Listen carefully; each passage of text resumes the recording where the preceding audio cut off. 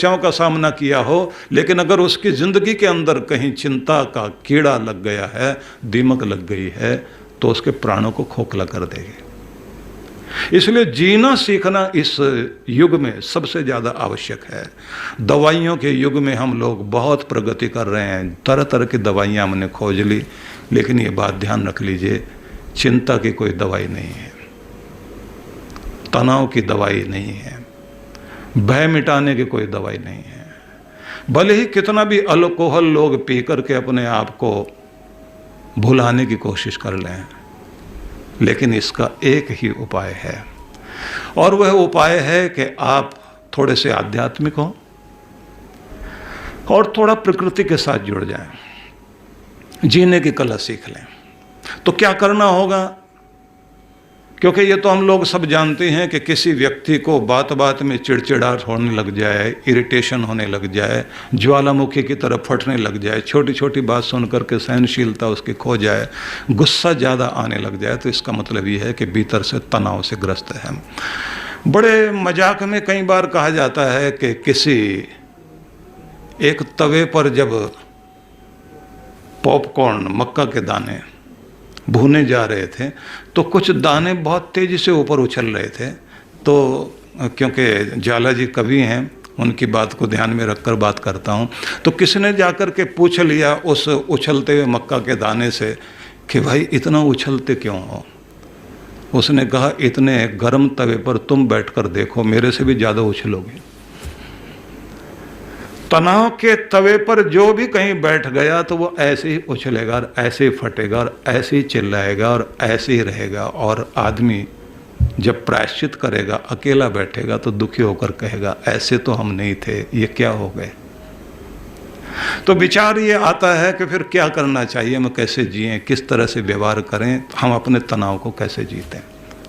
सबसे पहले तो मैं ये कहना चाहूँगा कि आप जिस समय सुबह जागते हैं, तो उस समय आप जागते ही उस पिता परमात्मा का धन्यवाद कीजिए जिसने हमें जीवन दिया, जिसके कारण हमारी सांसें चल रही हैं, जिसके कारण हमारा हृदय धड़क रहा है, जो हमें सब कुछ दे रहा है, उस परमात्मा को आप धन्यवाद दीजिए। मुस्कराते हुए कहिए कि आज का दिन मेरे जीवन का यह सौभाग्य का अवसर है, मुझे आपने आज का अवसर प्रदान किया, मैं भगवान आपका धन्यवाद करता हूँ, और आज के दिन को मैं मुस्कराते व्यतीत करने का वायदा करता हूँ।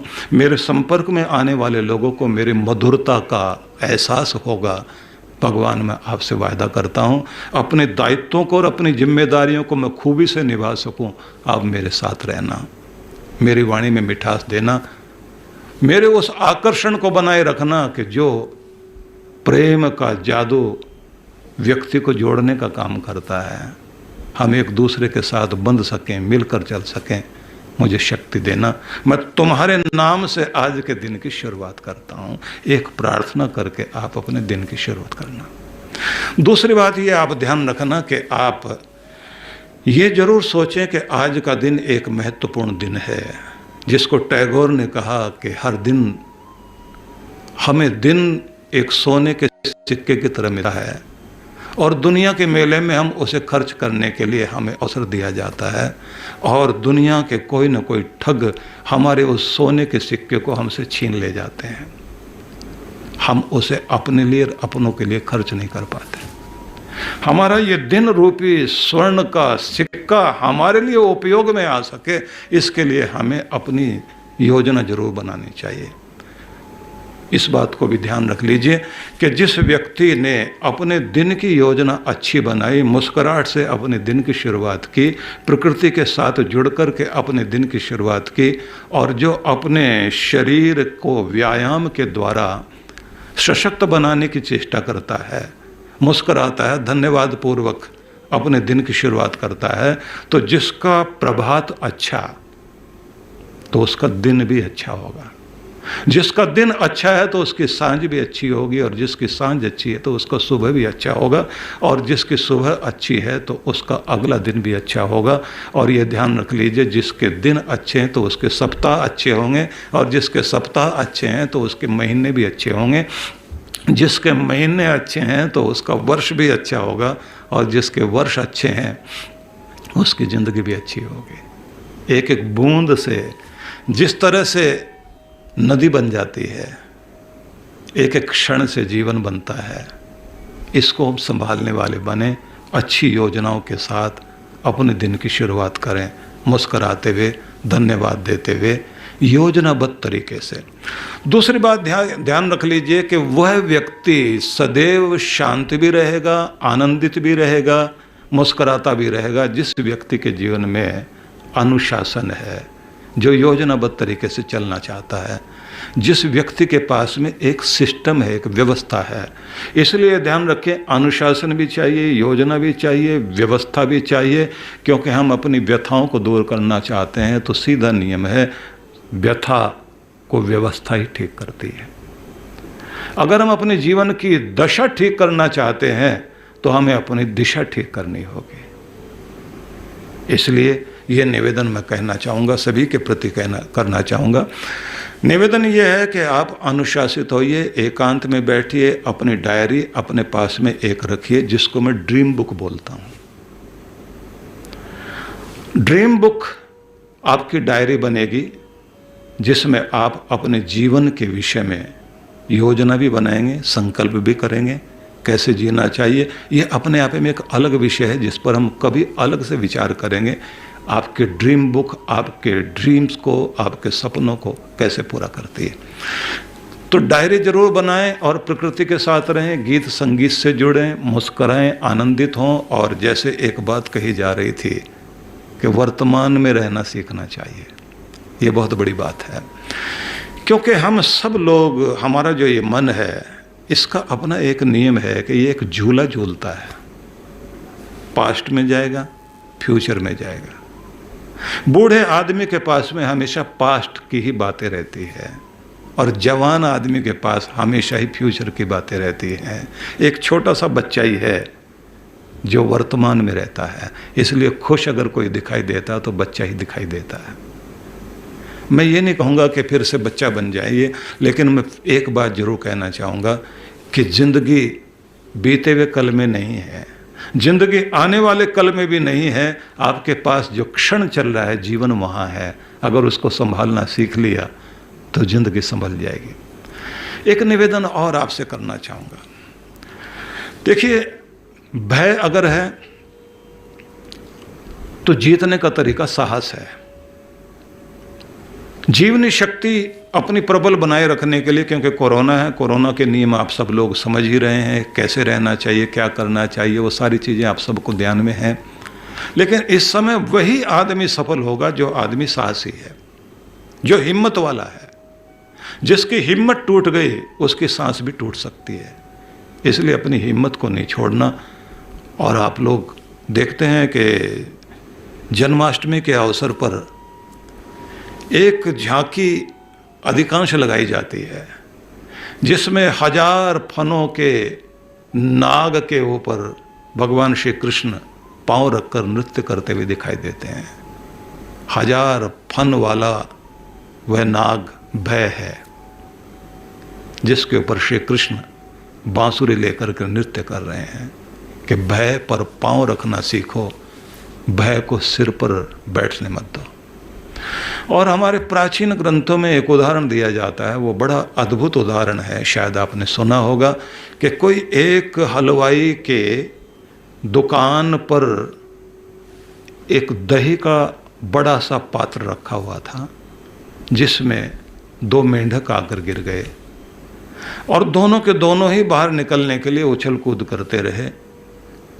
करते रहे, लेकिन बाहर नहीं आ पाए। फिसलें और डूब जाएं, फिसलें और डूब जाएं। और उसके बाद स्थिति ये हो गई कि एक ने हिम्मत छोड़ दी और उसने कहा कि जब मरना ही है तो तड़प को क्यों मरना, छोड़ दो अपने आप को। और उसने अपनी हिम्मत छोड़ दी, डूब गया। दूसरे ने सोच लिया कि जब तक जिंदगी है, सांस चलती है, मैंने संघर्ष करना है, सामना करना है। उछलता रहा और उछलते उछलते उसने वो स्थिति पैदा कर दी कि उसके नीचे एक ठोस चीज आई और उसका सहारा लेते ही वो उछल के बाहर चला गया। पूछने वालों ने, जानने वालों ने कोशिश की कि क्या चीज इसके नीचे आई, जिसका सहारा लेकर के आ गया, उछल कर बाहर आ गया। पता लगा कि बहुत उछलने से उस दही से मक्खन बन गया, और वो जो मक्खन था वो इकट्ठा होकर जब तैर रहा था तो एक बार उछलते उछलते उसके पाँव के नीचे वह मक्खन आया, उसका सहारा उसने लिया और उसके कारण वो बाहर निकल आया। कुछ लोगों ने कहा भाग्य से बाहर निकला, कुछ का कहना था भाग्य तभी काम कर पाया जब उसने साहस रख करके, लगातार कोशिश करके, जब वो हिम्मत करता रहा, प्रयास करता रहा, लड़ाई लड़ता रहा, तो उसी के कारण वो चीज़ आई कि भाग्य ने भी तभी काम किया जब पुरुषार्थ ने काम किया, जब मेहनत ने काम किया। भले ही जीवन में दुर्भाग्य आ जाए, पर मेरा निवेदन ये है, टूटेगा तभी जब आप दुर्भाग्य के पत्थर पर अपने संघर्ष के, अपने पुरुषार्थ के हथौड़े को लगातार मारते जाएंगे, वो टूटेगा जरूर और आप जीतेंगे। इसलिए अगर बीमारी भी है तो हिम्मत मत हारना। अगर इस समय के कोई विषमता है जीवन में, हिम्मत मत हारना, लगातार प्रयास कीजिए। लेकिन प्रयास तब सफल होगा जब आप शांत मस्तिष्क से सोचेंगे। किसी भी आदमी का मन मस्तिष्क तब अच्छे से काम करता है जब उसका मस्तिष्क शांत होता है। अशांत मस्तिष्क में हमारा अंदर का जीनियस वो चुप पड़ा रहता है, हमारी बुद्धिमत्ता वो काम नहीं कर पाते। इसलिए सीधा सा नियम है कि आप अपने आप को शांत रखना सीखें। इसलिए मैं एक बात कहा करता हूँ जो हमारे देश में 10,000 साल पहले उद्दालक ऋषि ने कही थी राजा जनक के दरबार में। उन्होंने कहा था कि हर दिन इस तरह बिताओ कि रात को चैन की नींद सो सको। हर दिन इस तरह बिताओ कि रात को चैन की नींद सो सको, और हर रात इस तरह बिताओ कि जागो तो चेहरे पर ताजगी हो। जवानी को इस तरह बिताओ कि बुढ़ापे में पछताना ना पड़े, और बुढ़ापे को इस तरह बिताओ कि किसी का सहारा ना लेना पड़े। और भगवान से प्रार्थना करो, मेरे जीवन का फूल मुस्कुराए बिखर जाए, पर इसे सड़ने की नौबत कभी ना आए। हंसते मुस्कुराते हुए इस दुनिया से हम विदाई ले जाएं। इसलिए मैं निवेदन करना चाहूँ तो यही कहना चाहूँगा आप सभी से कि आप सब ये प्रयास कीजिए कि हर दिन हम अपने घर में प्रवेश करें तो तनाव लेकर के प्रवेश ना करें, क्योंकि वह आपके घर की तरफ जब आपके कदम बढ़ते हैं तो आपका प्रेम मंदिर है। अपने प्रेम मंदिर में तनाव लेकर ना जाएं, और घर के लोगों का भी प्रयास ये होना चाहिए। बाहर रोजी रोटी के लिए गया हुआ व्यक्ति न जाने कितनी चोटें खा करके घर में प्रवेश कर रहा है। घर का तनाव उसे मत दीजिए, शांति से स्वागत कीजिए, बैठिए और अच्छा हो। भोजन में और भजन में हम सब इकट्ठे बैठना सीख जाएं।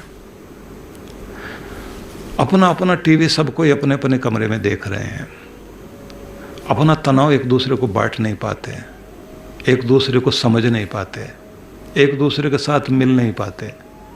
इस दुनिया में आजकल देखने में आया है कि लोग बहुत अकेले हैं, और ये दुनिया आज ऐसी हो गई है कि हंसने की चीज़ें भी आदमी के टेलीफोन में हैं, सोशल मीडिया की चीज़ें आदमी अपने फ़ोन में देख रहा है, अकेला बैठकर हंस रहा है।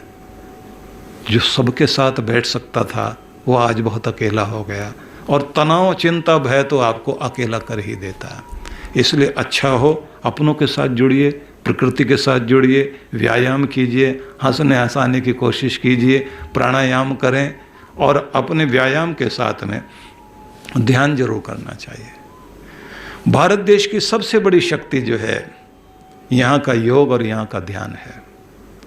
पूरी दुनिया में मैं जिस समय आज से लगभग 20-22 साल पहले जब पहली बार अमेरिका में गया तो वहाँ वॉइस ऑफ अमेरिका का प्रतिनिधि जब इंटरव्यू लेने के लिए आया, उसने एक सबसे पहले मेरे से प्रश्न किया कि मैं ये जानना चाहता हूँ कि भारत अमेरिका को क्या दे सकता है। तो मुझे बड़ा आश्चर्य लगा कि ये क्या प्रश्न हुआ। तो मैंने कहा आप दोबारा पूछिए मेरे से, मुझे थोड़ा संदेह लग रहा था। तो उसने कहा कि भारत अमेरिका को क्या दे सकता है? तो मैंने कहा पहले ये बताइए कि अमेरिका का क्या खो गया जो भारत दे सकता है? उन्होंने कहा आप ही बताइए। मैंने कहा यहाँ की नींद, यहाँ का चैन, यहाँ की शांति खो गई है, उसे भारत लौटा सकता है। बोले कैसे? मैंने कहा ध्यान के माध्यम से, योग के माध्यम से, भारत के अध्यात्म के माध्यम से ये चीज लौटाई जा सकती है। उसके बाद जब भी मैं वहाँ जाता रहा तो मैं ये देखता रहा कि योग के न जाने कितने सारे केंद्र वहाँ बनते दिखाई देते हैं और कितने सारे लोग जो है हमारे योग को अपना रहे हैं, चाहे वो LA में हो, न्यूयॉर्क में हो या फिर अलग अलग और शहरों में हो। लेकिन ये बात कहने का सीधा सा मतलब ये है कि हम अपने देश में इन चीज़ों को भूलते जा रहे हैं, हम अपने देश में नहीं अपना पा रहे हैं। तो हमें जो है फिर से अपने योग की तरफ, अपने ध्यान की तरफ लौटना चाहिए, अपने अध्यात्म की तरफ लौटना चाहिए। जब हम अध्यात्म की तरफ लौटने लग जाते हैं तो उससे हमें बहुत कुछ मिलता है और सबसे ज़्यादा जरूरी मिलती है चीज़ शांति, भूलोक से शिवलोक की यात्रा, प्रदर्शन से आत्मदर्शन की यात्रा, विषाद से प्रसाद की यात्रा अगर कहीं हो सकती है तो अध्यात्म के माध्यम से हो सकती है। इसलिए मेरा निवेदन है सभी से कि आप अध्यात्म की तरफ लौटिए। और सबसे मैं ये कहूँगा, जैसे आइंस्टाइन से किसी ने ये पूछा था कि अगर आपके सामने कोई सूचना दी जाए कि आसमान से एक बहुत बड़ी भारी चीज़ धरती पर तबाही करने के लिए गिरने वाली है तो आप उस समय क्या करेंगे? और आपके पास में केवल 60 सेकंड का समय हो। उन्होंने कहा कि मैं ज़्यादा से ज़्यादा समय तो समस्या को समझने में लगाऊंगा, समाधान में कम समय लगाऊंगा, क्योंकि पहले समझा तो जाए। जब तक हम किसी चीज़ को समझते नहीं और डर कर भागने लग जाते हैं या डर करके विचलित होकर के कार्य करने लग जाते हैं तो हमें भय भी हमारे सिर पर सवार हो जाता है और तनाव भी बढ़ जाता है और फिर समाधान नहीं मिलता। ठीक है, समस्या से ज़्यादा समाधान पर ध्यान देना चाहिए, लेकिन समस्या को समझने पर भी ध्यान देना चाहिए। आजकल सबसे बड़ी समस्या यही है कि हम इसीलिए ज़्यादा तनावग्रस्त हैं क्योंकि हम सभी लोग समस्या को समझते नहीं हैं, डर ज़्यादा रहे हैं। इसलिए अगर दुनिया में दुख है तो दुख का उपाय भी है, बचाव का तरीका भी है, साधन भी हो सकते हैं। तो आप सभी से मेरा निवेदन है, क्योंकि हम समय को ध्यान में रख करके चलना चाहते हैं और आप सभी लोग मुझे लगता है बहुत सारे प्रश्न लेकर भी बैठे हुए हैं और उन प्रश्न के जो भी कुछ उत्तर मैं दे सकता हूँ मैं उसके लिए भी प्रयास करूँगा। तो मेरा निवेदन फिर वही है कि एक अच्छी सी मुस्कुराहट और धन्यवाद के साथ दिन की शुरुआत करें, शांति में सोएं और आनंद में जागें, कर्मठ रहें और शांत मस्तिष्क से अच्छी योजनाओं के साथ समस्याओं का समाधान करें। साहस सबसे बड़ी चीज़ है भय का सामना करने के लिए। तनाव के लिए ज़रूरी ये है कि हम अधिक तनाव लेकर बीमारियां ना बढ़ाएं। जिस चीज़ के लिए आप तनावग्रस्त हैं उस चीज़ का मूल्य कम है और आपकी ज़िंदगी का मूल्य बहुत अधिक है। तो जो करोड़ों करोड़ों का कीमती व्यक्ति है वो छोटे से नुकसान को भले ही सह ले, खुद को मारने से बचे, खुद को मिटाने से बचे। आप सभी के लिए मेरी बहुत सारी मंगल कामनाएं और भगवान करे आप सभी सुखी रहें। और आप सभी के प्रति बहुत सारी शुभकामनाओं के साथ मैं वक्तव्य को विराम दूंगा और आप सबसे ये कहूँगा कि जो आप पूछना चाहते हैं वो आप अपनी शंका या जिज्ञासा वो व्यक्त कर सकते हैं। पहला प्रश्न जो आया है वो श्रीमती प्रतिभा चौधरी जी का है, जो निदेशक नवज्योति की हैं। वो एक बड़ा सुंदर और तार्किक प्रश्न वर्तमान परिप्रेक्ष्य में रखती हैं कि जब बच्चे सयाने हो जाएं और अपने पैरों पर खड़े हो जाएं तो माता पिता को क्या करना चाहिए, अर्थात बच्चों के जीवन को लेकर कितनी तटस्थता और हस्तक्षेप का अनुपात होना चाहिए।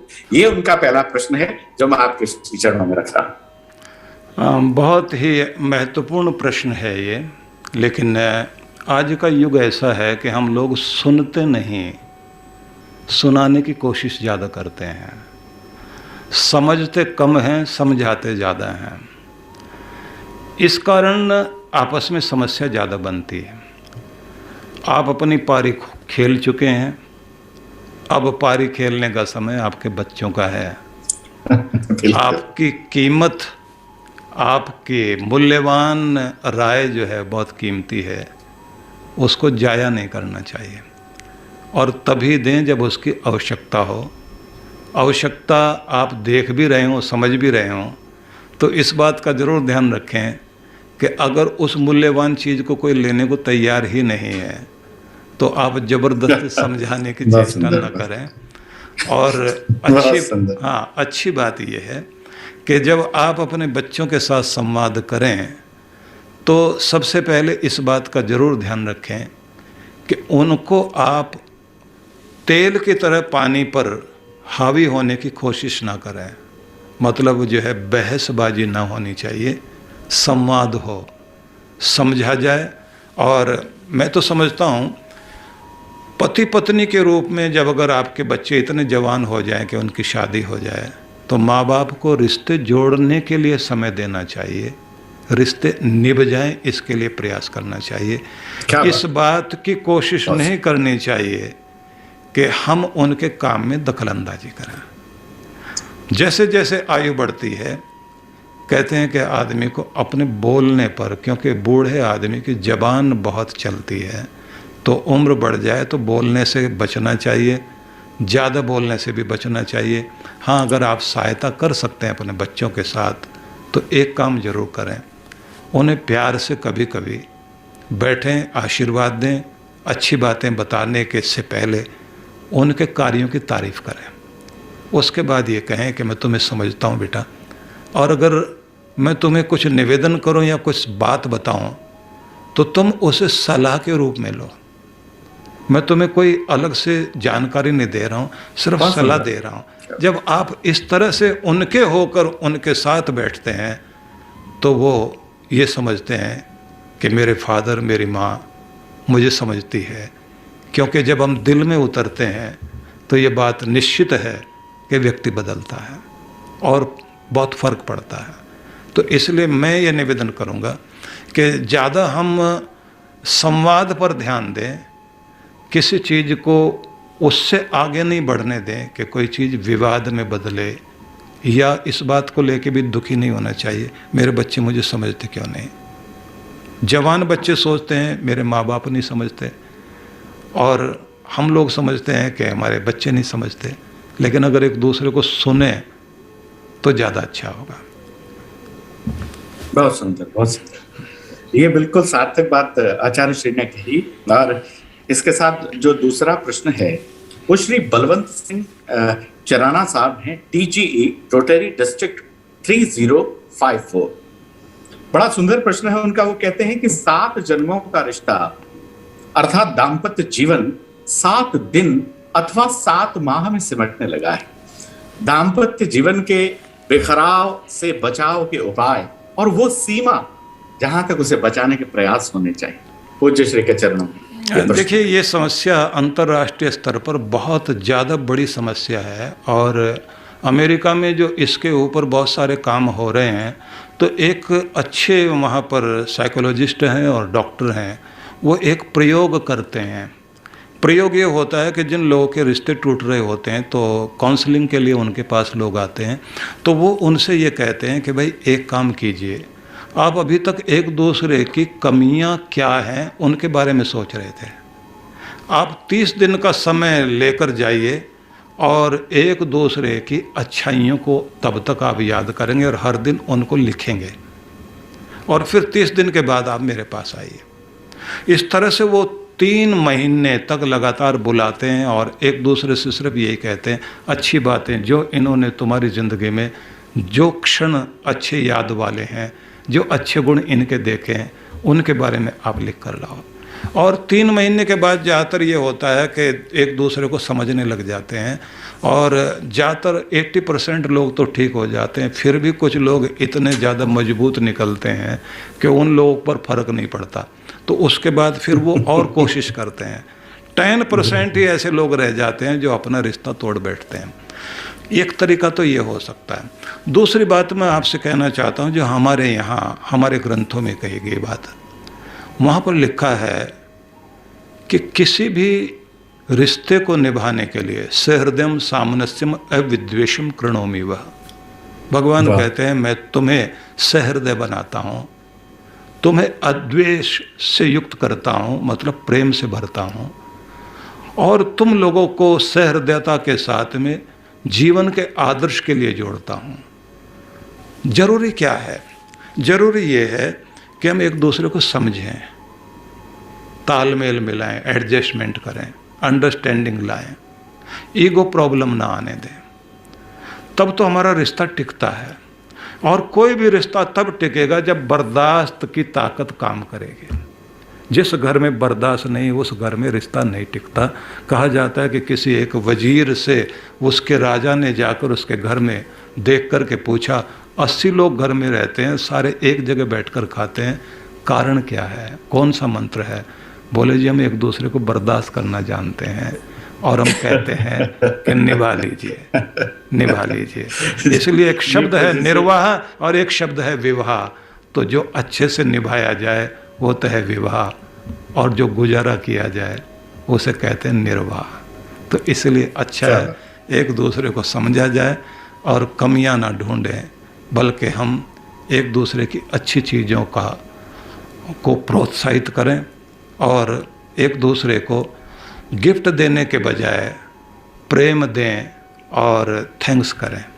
तो बहुत सारी बातें हैं, क्योंकि यहाँ थोड़ी देर के लिए ही चर्चा हो सकती है। बिल्कुल बिल्कुल बिल्कुल, बहुत सुंदर। मतलब गिफ्ट नहीं दी जाकर उसे थोड़ी लिफ्ट दी जाए, ये बहुत महत्वपूर्ण, आपने बहुत सुंदर बात कही है। और अगर नारी वो शक्ति स्वरूपा है तो वो शक्ति है, तो फिर पुरुष को सहन शक्ति हो जाना चाहिए निभाने के लिए। बड़ी सुंदर बात आपने कही।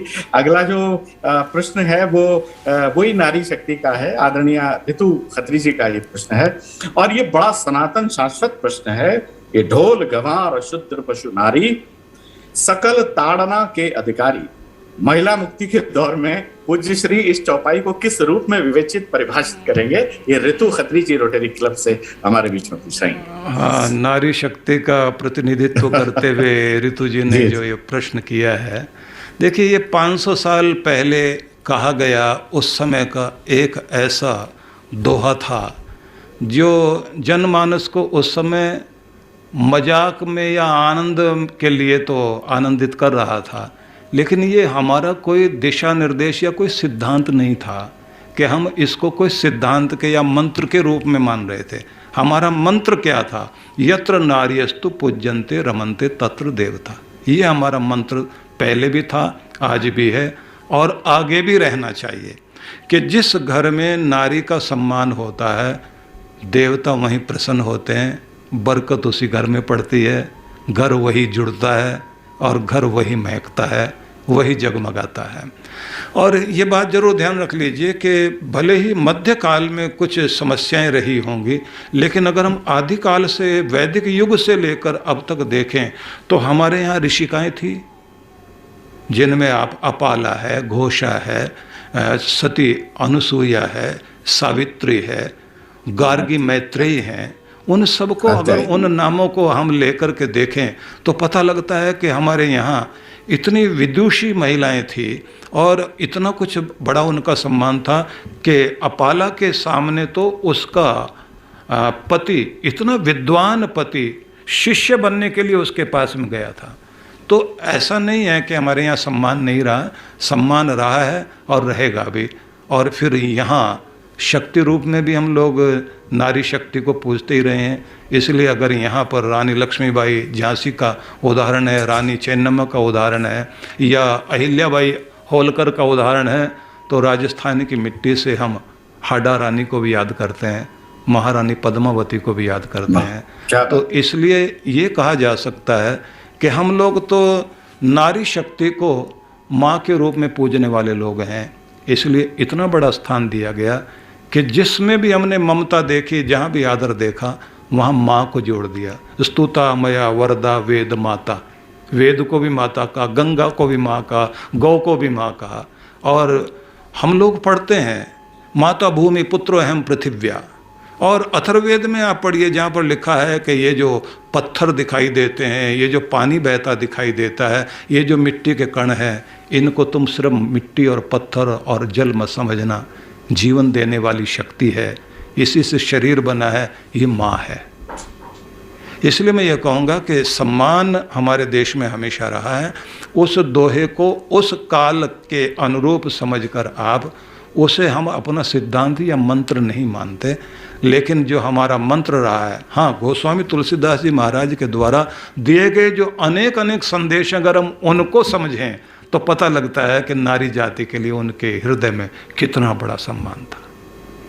क्या बात, क्या बात। बहुत सुंदर उत्तर है पूज्य जी। ये जो मुझे लगता है कि ये ताड़न जो शब्द है संस्कृत के ताड़, व्याख्याएं तो बहुत हैं, व्याख्याएं बहुत हैं, लेकिन फिर व्याख्या में विवाद होता है, इसलिए मैंने वो व्याख्या नहीं कही, क्योंकि वो ताड़न का मतलब कुछ अलग कर दिया जाता है उसमें। तो फिर ऋतु जी बहुत अच्छी व्याख्या कर देंगे दूसरी। जी जी जी।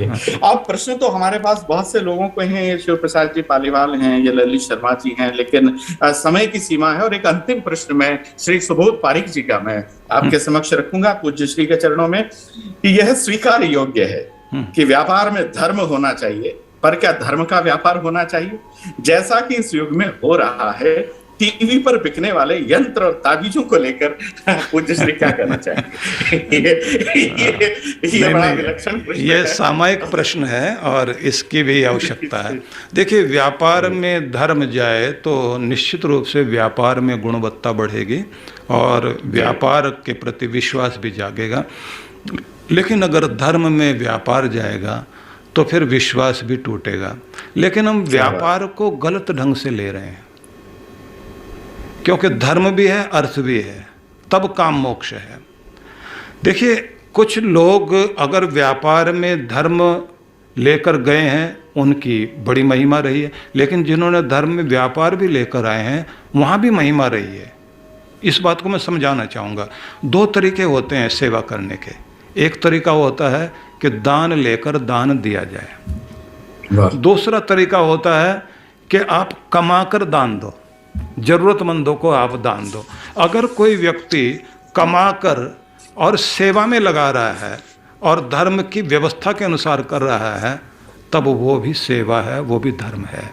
लेकिन जिन लोगों ने धर्म को धंधा बना लिया, उससे लोगों के विश्वास टूटते हैं और उससे धर्म के प्रति अनास्था जागती है।